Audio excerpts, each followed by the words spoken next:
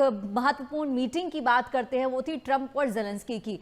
जी। अब इस मीटिंग के बाद क्या सिनेरियो बन रहा है? क्या जो लड़ाई 4 साल से रशिया और यूक्रेन के बीच में चल रही है उसका अंत होगा? क्या सीज फायर होगा? क्या ज़ेलेंस्की के पास रास्ता बचा है?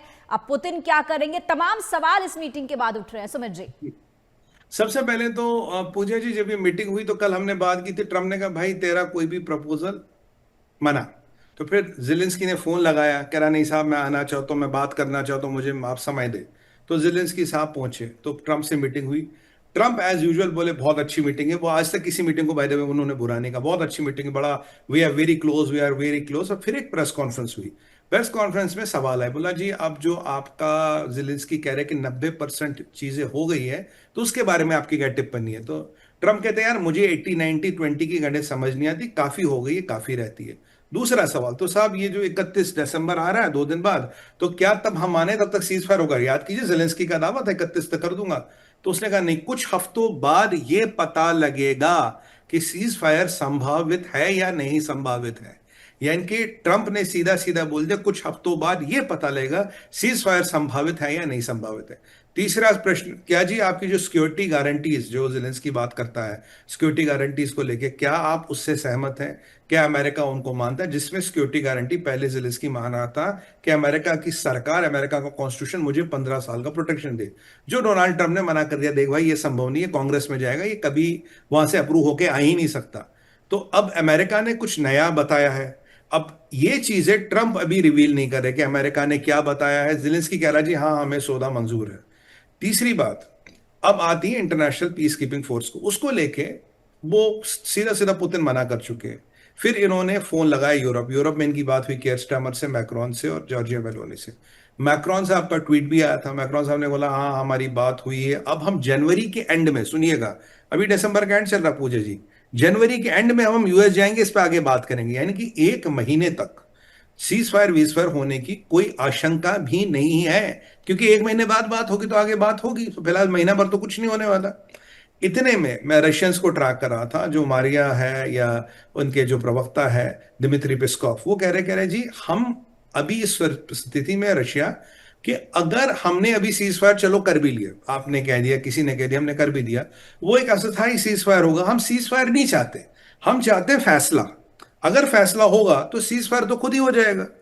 ये मतलब वही वाली बात है कि भाई ठीक है कि अगर शादी हो गई तो बात ठीक है, नहीं तो ऐसी बात नहीं बनेगी। पूरा पूरा आप हमें फैसला करा के दो, ये सीज फायर के चक्कर में हम पड़ने वाले नहीं है। आप फैसला करो किसको क्या मिलेगा क्या नहीं मिलेगा, हम तैयार है। दिमित्री कह रहे हैं डोनबास को लेके जी, मसला डोनबास को लेके मिलिटराइज जोन जो हम कल भी बात कर रहे थे, वो मिलिटराइज जोन वाला मसला एज इट इज। अब कह रहा है ऐसा करो, अब उसको इकोनॉमिक जोन बना लो, free economic zone between Russia and Ukraine. वहां एक इंटरनेशनल फोर्सेज रहेंगे और एक एसईजेड बनेगा, स्पेशल इकोनॉमिक जोन बनेगा, व्यापार व्यापार ये सब हो, क्योंकि वो इंडस्ट्रियल क्षेत्र है यूक्रेन का। अब पुतिन से पूछा भाई साहब ये जो सुनने में आया तो आपका क्या कहना? पुतिन कह रहे जी हमारे पास तो अभी कुछ आया नहीं।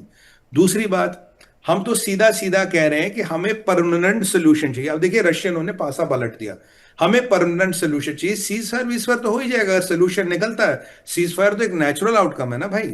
तो बोला ये सीज फायर तो हो ही जाएगा, और हम चाहते हैं कि ये जो भी होना है आप जल्दी करें, अन्यथा अगर यूक्रेन रेजिस्ट करता है, उसे फिर पूछा यूक्रेन के रेजिस्ट करने का मतलब क्या? बोला यूक्रेन का रेजिस्ट है, वो लड़ क्यों रहा भाई, वहां पे निकाले ना अपनी सेना बाहर।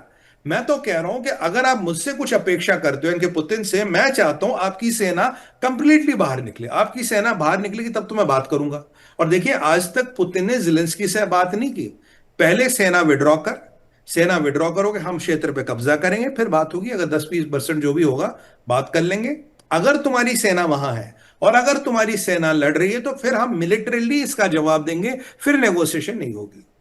आप देखिए अब ट्रंप ने भी बड़ी चाल चली, कह रहा 1 महीने बाद यूरोपियनों से मिलूंगा, 1-2-4 हफ्तों बाद पता लगेगा होगा नहीं होगा। यानी कि सीधा सीधा वो पुतिन को कुछ हफ्तों का समय दे रहे हैं। पुतिन भाई तेरे पास 3-4 हफ्ते हैं, या तो भाई जीत के दिखा दे, अगर तेरे से नहीं होता फिर आके फिर देखते, टेबल पे आके बात करनी पड़ेगी। अगर तू 2-4 हफ्ते में क्षेत्र जीत पाया, टेरिटरी जीत पाया, यूक्रेनियों को खदेड़ दिया, फिर तो मीटिंग ही नहीं होनी। अब जी 4 हफ्ते बाद अगर यूक्रेन पूरा रशिया, अगर डोनबास पूरा रशिया ने जीत लिया, तो पूजा जी बात किस पे होनी, क्षेत्र मेरे पास है, फिर तो आगे मेरे डिफ्रीज करो, मेरे सैंक्शन हटाओ, उसके आधार पे मैं थोड़ी बहुत बात कर सकता हूं। पर पुतिन ने जो क्राइटेरिया रखा, आप पहले यूक्रेनियों को बोलो फोर्स विड्रॉ करें, अभी लड़ाई वो फोर्स विड्रॉ इनकी, वो भाग जाए यहाँ से, मैं गोलियां चलाना नहीं रुकाऊंगा, वो जाएंगे तो मैं रोक दूंगा, मैं पीठ पे गोली नहीं चलाऊंगा, हाँ इतनी मेरी गारंटी है। बट अगर वो मेरे सामने डटे हैं, रशिया के सामने डटे हैं, भाई हमें जो भी कुछ करना हम करेंगे। और आप देखेंगे अब पिछले 3 अटैक जो है पुतिन ने काफी एस्केलेट किया था, इतने एस्केलेट किए थे जो हमने डिस्कस भी किया कि पोलैंड ने अपने एयरफील्ड बंद कर दिए, पोलैंड ने अपने फाइटर जेट्स उड़ा दिए। और यहां कहीं ना कहीं बेलारूस से भी कुछ सिग्नल आ रहे हैं कि पुतिन कोई बड़ा हमला करने की तैयारियां कर रही है, ऐसे कुछ बेलारूस से संकेत मिल रहे हैं। तो ऐसे में पूरा यूरोप परेशान है। और मेरे को जो हैरानी हुई कि जब मैक्रोन कह रहे कि जनवरी के एंड में इस पे बात करेंगे, तो यानी कि कहीं ना कहीं यूरोप और अमेरिका में हो सकता है जिलेंस्की में भी ये बात होगी, भाई 4 एक हफ्ते में देखते हैं युद्ध की परिस्थिति क्या है। अगर तुम खड़े हो पाए, अगर तुम जीत पाए, ठीक है।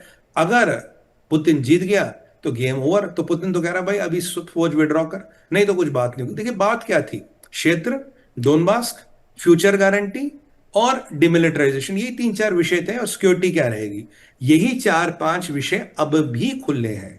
फर्क यह है कि यूरोपियनों का प्रपोजल ट्रंप के पास है, ट्रंप का प्रपोजल अब की बार यूरोपियनों के पास गया। आप जानते हैं ट्रंप की ना बड़ी नाक ऊंची होती, तेरा प्रपोजल मैं नहीं पढ़ूंगा, मेरा प्रपोजल तुम सुनो। बात ये हुआ है जी, ये है इसका सम टोटल। मतलब कि हिंदी में कहते हैं खाया पिया 4 आना, गिलास तोड़ा 12 आना।